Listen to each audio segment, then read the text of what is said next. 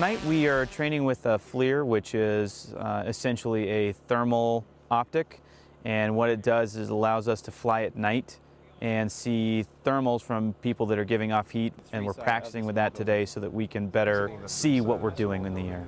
It's good. I have never flown a drone before this. I am just fairly good with computers and other nerd things. The UAV unit is the Unmanned Aerial Vehicle Unit, which was started, a pilot program about a year ago. And it's the Sheriff's Department using, we call them UAVs, commonly known as drones. We deploy them in certain circumstances to assist the deputies out in the field. So tonight we're going to work with the FLIR camera, so you guys all know.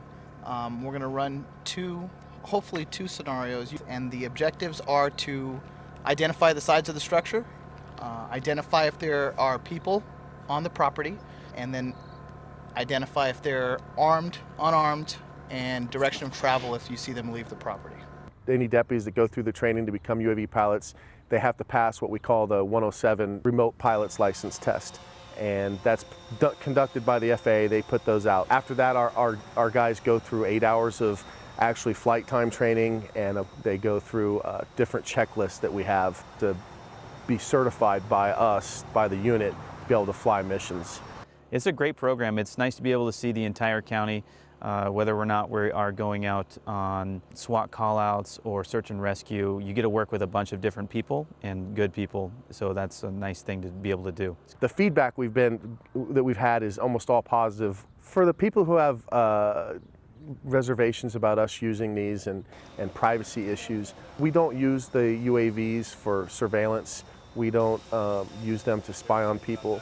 They're very incident driven. Public perception is always a big thing, especially with a public department as the Sheriff's Department. We are trying to use them for safety, and that's pretty much it. We're not using it to invade people's privacy, which is a huge thing, and we are not using it to get around any kind of search and seizure laws. We're using it for specific reasons for public safety. It's been rewarding to watch us, build this program up into something that has become something, in my opinion, is really, really valuable to the Sheriff's Department.